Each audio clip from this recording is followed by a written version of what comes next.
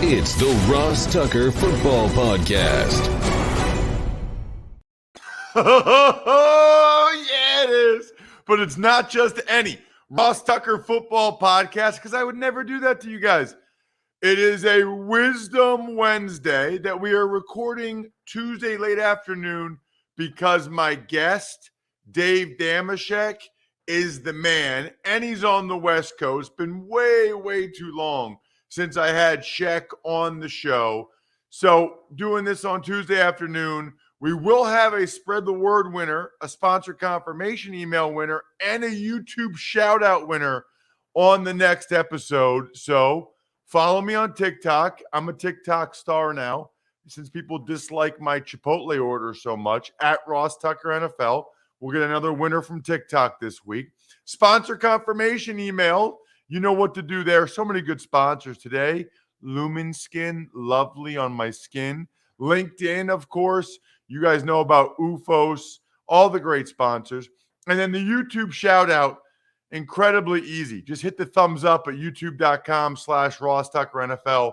Make any comment. You're pretty much guaranteed to get a cameo style video from your boy that you can give someone as a gift or just think it's funny or whatever. I don't really care. I do care about Dave Dameshek and The Big Show. The Big Show.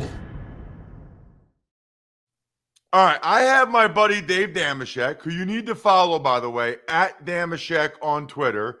He's hilarious. He's always been hilarious. I love his Twitter profile picture. At Dameshek is where you follow him on Twitter. He's got the -3 podcast, the Extra Points podcast, which you can and should follow all of them.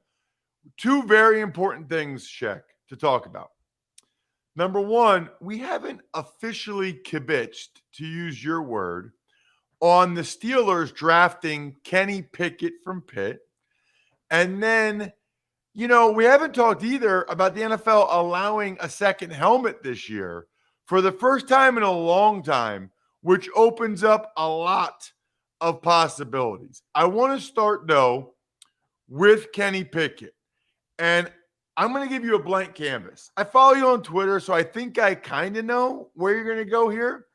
But your thoughts on the Pittsburgh Steelers drafting, they could have had any quarterback they wanted. They drafted Kenny Pickett from the Pitt Panthers in the first round. First of all, hello, Ross. What a pleasure to see you once again. It has indeed been too long. So long, in fact, that I didn't even know about your burgeoning stardom on TikTok. Good for you, man. It's been like 2 weeks. And the only thing that's really clicked with people is my Chipotle order, and people are just eviscerating me. They just wait. You like food? You like to talk about food on social media? I can't imagine. I can't believe that's. I videoed me making what I believe is the perfect burrito bowl order, and people did not like anything. They didn't like when I asked for as much meat as her boss would allow. They didn't like that I didn't have queso or any type of salsa on it. It got very testy. I don't know that you need queso on there, but sure, if you're going to Chipotle, you better get some one of the sauces. I'm not going to tell you which one you have to get, but you know what I learned? I learned? I used to always just get one of the sauces, either pico or the green sauce, and then I discovered how good and frankly lubricated and juicy the corn is. The corn is lubricated and juicy and provides enough liquidity for my purposes. It's interesting. I'll explore what you're saying here. I trust you. You're a strong voice in the food game, and so I certainly am not going to reject it out of hand to create some heat here on your show today. I will say though that Chipotle, generally speaking, as opposed to some of the other high-end Mexican food joints that all of America gets to sample, not just in Southern California. Chipotle's green is the star. Now, there are other places where the brown salsa is a little bit better, but the green salsa is where it's at Chipotle. All right, Kenny Pickett. Call me a cheese ball, call me saccharin or whatever. I love it. And, it for me is this simple.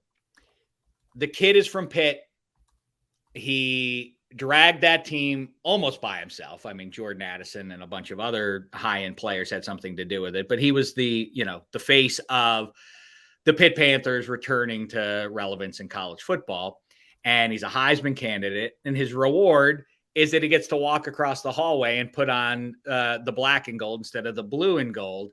And I think, listen, if you're from any other football town, I'm sure it gets a big shoulder shrug, rightly. But if you're a Pittsburgh Steelers fan, this is a great story. I mean, the idea that are you such a curmudgeon, so incapable of seeing the potential great end of the story? I think you have to roll the dice, even if you feel like he's a little bit of a reach, that the ceiling is lower on him than, say, Malik Willis or otherwise, or they should have waited a year, which is a canard that people have bought for years now, that like, oh, next year's, I mean, the arithmetic to get to next year and to lose the proper amount of games so that you're in a position to get a guy that probably is ranked in a spot that he's not going to be ranked in last year. I'm talking about you, Spencer Rattler. A year ago, everybody, the prize of the 2022 QB class is going to be Spencer Rattler. You have to transfer out. So things change. So that idea of waiting till next year, whatever, is jive. In the meantime, this kid, a lot of yinzers, dude. A lot of like, dude, we should have taken Danny Marino when we had a chance to do that. That's dude, you know what's so funny? I know a lot of people from Pittsburgh. You sounded exactly like them. That is uncanny. I mean, obviously, it's like you're from there. That's exactly right, dude. You know who we got at QB this year? Keaton Slavis. You seen this kid, dude? He was out at Southern Cal, but he had to leave there, so now he's on Pitt. He come over from Kenny Pickett. Keaton, what's his name? Keaton Slavis. I hear the dude's good, but I love the thing you keep tweeting about. I'm bummed out. That is amazing. I'm bummed out. Yeah, the Penguins lost. My plan was for to never have to tweet that again and just see my teams win in perpetuity. As it turns out, I'm going to have to tweet that quite a bit, and a lot of people are forecasting come autumn 2022, I'll be tweeting that clip of the Ultimate Yinzer out saying like, I'm bummed out. So here's my thing though. Okay, but you see the upside, and I think it's worth the roll of the dice. Sincerely. Yeah, so by the way, a Yinzer, if you don't know, is someone from Pittsburgh, which I don't really know. Why are they called a Yinzer? I know that they're from Pittsburgh. I never really knew why. Because classically, people don't say Pittsburgh, do you guys want to do that? They say, Yins want to go over there. Yins want to go down, and we could go downtown and watch the Steeler game. Yeah, Roethlisberger, you seen him. Them Brownies is chasing him around. He shove him down, and he throw the ball touchdown, dude. He wung it. That dude, he just wung it to the end zone, touchdown. The Brownies is like, what's we supposed to even do with that? All right, so here's the question. Yeah. All right. So I know a bunch of Steelers fans living in central Pennsylvania. But, for example, the one I know, he is a Penn State grad. He's not a Pitt guy. He's from Johnstown, okay? From Johnstown, okay? His fear, he believes that the Rooneys are very, very loyal, perhaps to a fault. His logic is he's not a Pitt guy, so that story doesn't do much for him. And Kenny Pickett is maybe Andy Dalton, which in his mind makes him the fourth best quarterback in the division behind Lamar Jackson and Watson and Joe Burrow. But he's not going to be bad. So, and the Rooneys are loyal, especially with a local kid. So he's worried that the Steelers are signing up for several years of 7 to 10 wins and not really having a chance to win the Super Bowl, which is all he really wants. Your retort. First of all, I have become, as the years progress for me, and I'm really keen on pushing this, is the idea of, if you're going to be a sports fan, you gotta convince your brain to be a journey over destination person. If your goal is, if you're going to be destroyed, if you're going to be bummed out at the end of every year because your team didn't win the championship, well, the odds are you're going to be bummed out a lot. Even if you're a Patrick Mahomes and Kansas City Chiefs fan. I just had on -3 this very day, or on Tuesday, I should say, our mutual pal, Jeff Schwartz. And yes, we did talk about baby back ribs as well as the entire AFC West and how the Bungles might be a little overrated just because they made one run. You are not guaranteed playoff relevance because you have a great quarterback. It gets you real close to being that. But, there are these tropes that have been forged, and we buy them year after year, even though there's evidence that disproves them. And the idea of like, well, once you commit to a quarterback, especially in the first round, well, now you're stuck for the next 5 years. And I will refer you to Cliff Kingsbury. May not be long for pro football. He better put out a winner this year, or he may be shown the door by New Year's Eve. But in the meantime, his legacy is that he proved something that just was you could never do that. You can't draft a quarterback one year, then draft another one. Yeah, as it turns out, you can, and the whole enterprise isn't going to collapse as a result of that. They take Josh Rosen with the 10th overall pick. Then they hire Cliff Kingsbury, and Cliff Kingsbury says, I want to draft Kyler Murray first overall. The world didn't fall apart. The Cardinals didn't require another half decade to get back on track or everything. They've been pretty good since they got Kyler Murray. So if Kenny Pickett, let's say, for all the cynics out there who are sure that he's going to bust or his hands aren't big enough or whatever, then in a year or 2 or 3, then you draft another guy if the right guy presents himself to your team, either in free agency or otherwise. Here's the great news also for the cynics out there. You and I have talked about this many times at this point, but the notion of QB saturation. 2011, you saw mixed in with the top dozen players drafted that year, some future Hall of Famers among them. Von Miller's in that group. Tyron Smith is in that group. J.J. Watt. And so Pat Pete, I believe, is in that class 2011. Sprinkled in with those names in the top 10 are Christian Ponder and Jake Locker. Back in 2011, if you wanted a quarterback, you had to reach to get one. And it was a real roll of the dice. That's not to say that every guy's going to work out. Witness Josh Rosen. But the pipeline in college is so rich now, just a decade later, that there are always going to be this thing of like, I don't know, there's a weak QB class. Every QB class has 1 to 6 guys legitimately that have a good chance of working out. So it's much easier than what the cynics present to you. What are you going to do to get out from under? There's another guy right behind him. If this guy doesn't work out, you can go get another one. Think about who's the worst. Like QB saturation is that there are more viable QBs for the 32 teams than there are slots for them. Look who's out on the road as we speak right now. I mean, who's out there to be had? Baker Mayfield, Jimmy Garoppolo last seen in the NFC title game. Cam Newton, if you want to roll the dice on that, given where he is in his career. There are some decent options that you can go and get if you want to have them. It's not as dire as people want you to convince you. It's too rich. Gold is valuable because it's rare. QBs are not valuable in that regard because there are a lot of decent quarterbacks. I think one of the best points you made is, I mean, you can have Josh Allen. You're not guaranteed anything. I mean, it probably gives you a better chance, but we witnessed how hard it is. All right, I wanted to get to the uniform conversation. Mm-hmm. I did not realize this would be harder than I thought it would be, in the sense that I thought, okay, who is the best or the worst alternate uniform? Well, it occurred to me, Shek, that there's color rush uniforms. Mm-hmm. Then there's teams have like an alternate uniform. And then there's a throwback uniform. Some of these include new helmets or different helmets. Some of them don't. So it really sort of muddies the water. What's new this year is you can wear a different helmet. So that opens up a lot of possibilities. So I'm a gentleman. I will grant you the floor to give me a alternate uniform that includes a second helmet. So it's got to have the second helmet that really you think is hot stuff. The one that is that they should have capitalized on, and time has already come and gone, so you can't go back, but they should still do it ASAP. The New England Patriots need to go back to Pat Patriot, period. The Flying Elvis, the Silver Hats are associated rightly and will be for all of time with Tom Brady and that window. I think prior to that, the white hat with the red jersey and the white pants, that's a sweet look, man. That's a dynamite look. It's a superior look.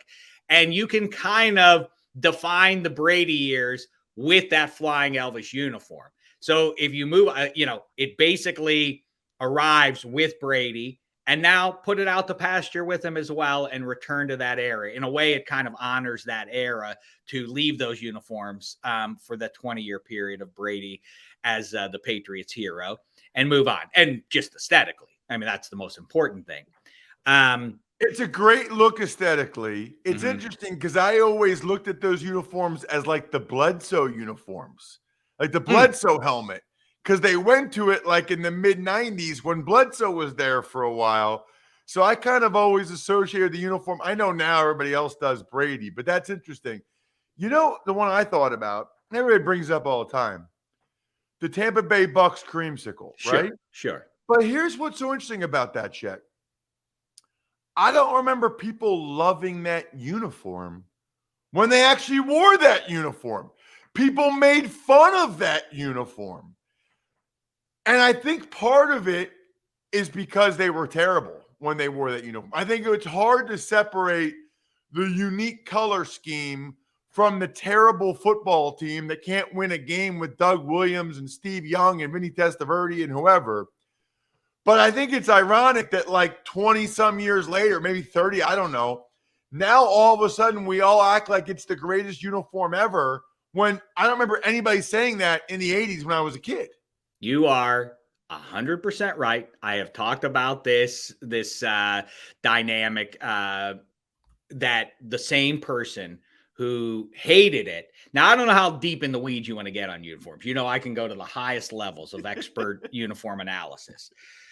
The thing that plagued a lot of pro football uniforms is when the finish on the pants went satin. It went from flat to satin. The Buccaneers were a team that really suffered. They decided, let's take this uniform and double down on it and make the pants creamsicle. And they were shiny. And as a result, they looked ridiculous. They didn't look good, so you had to move on from the uniform. Same thing happened to the Miami Dolphins. Remember Ricky Williams and company? When they went with the turquoise pants, they also looked bad. Why? Because the shine is no good on them. But the Buccaneers, you're absolutely right. That I always talk. It really is like fashion in general, from what I can tell. People, like the arc is that people dressed like they did in the 70s, bell bottoms and gaudy colors and everything else. And then by like the end of the 80s, like people look back like that's so ridiculous. And then by the 90s, people started to ironically wear 70s. So let's have a 70s disco night. And then the irony goes away and people are like, I just think this plane looks good. And so it goes. And I guess that's true of football uniforms. The one thing we must avoid, though, is I think they overreached. I'm sure you remember it as a kid watching on TV. In 94, I don't remember what year of the NFL that was. What would that be? The 50th year or whatever? Well, it couldn't be that. Anyway, 75th year, maybe. They had all eras of uniforms, and some teams got the short end of the stick. The Bears, the Steelers, the really old teams wore their uniforms like some modified version of what they wore in 1938, and they were terrible. So we don't want to go that far back in the Wayback Machine. 70s, maybe 60s. And I would love, you mentioned Color Rush. What I'd love to see happen is Thursday night football, Monday night football, event programming kind of thing. Instead of having Color Rush uniforms, I wish they would do throwback uniforms against each other. Because here's the weird thing. When you put the 2021 Seattle Seahawks uniform on to play a throwback uniform, it don't look right to your eye. It's like, what the hell is going on the field? They have to be on par with each other.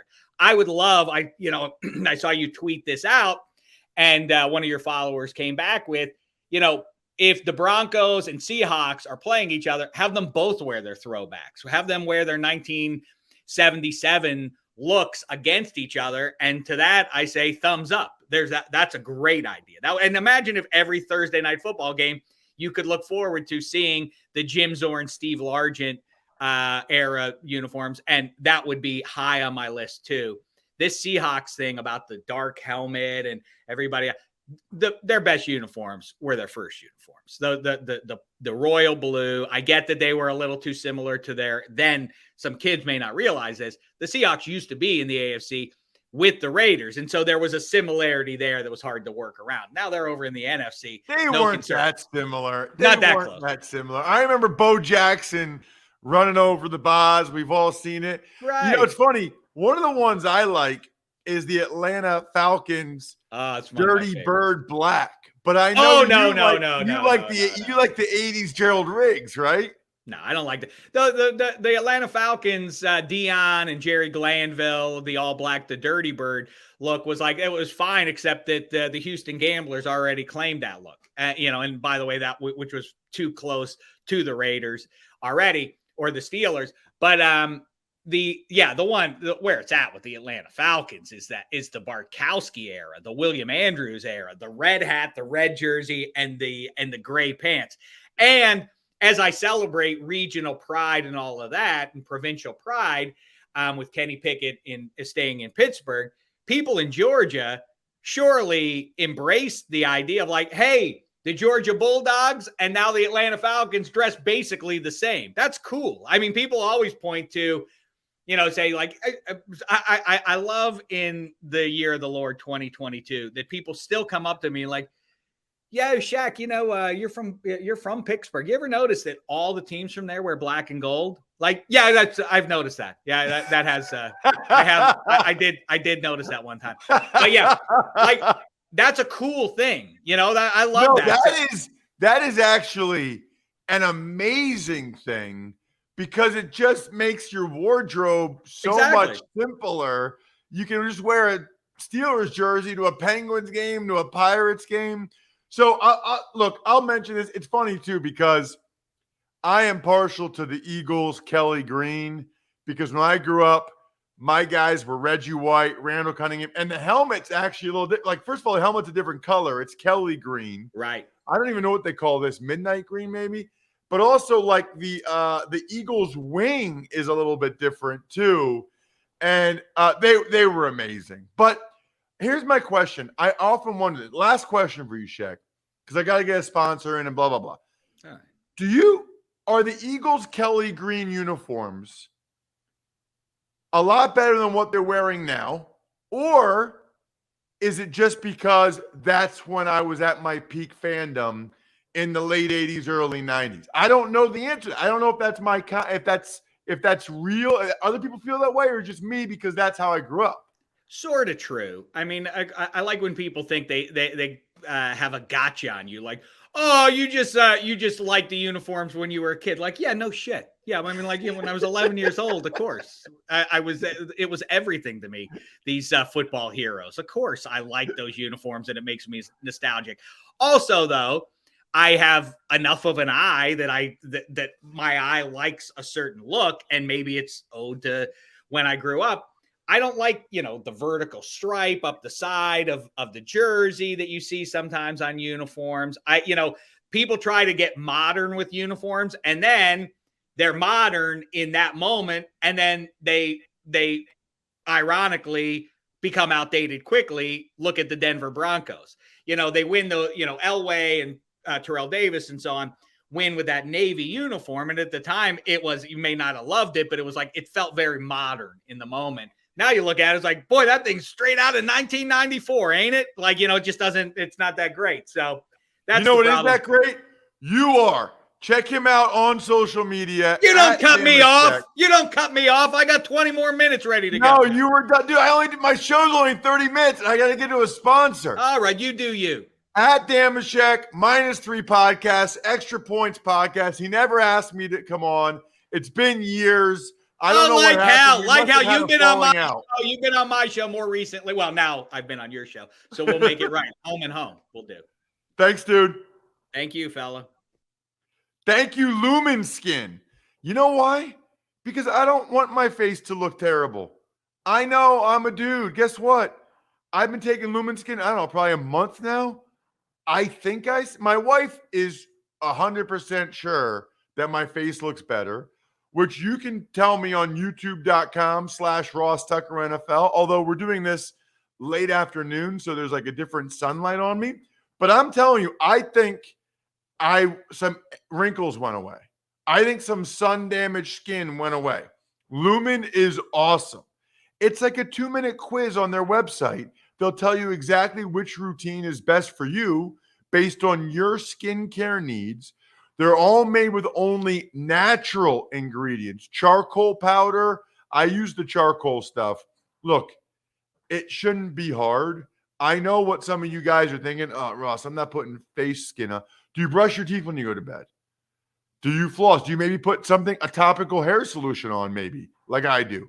Well, then level up your skincare game with Lumen Skin today. Takes 2 minutes after your wife shows you how to do it, in my case. Go to lumenskin.com/Ross to get your free trial of Lumen's products. That's LUMIN skin.com/Ross to get your free trial of Lumen's products. lumenskin.com/Ross. Tuck's Takes.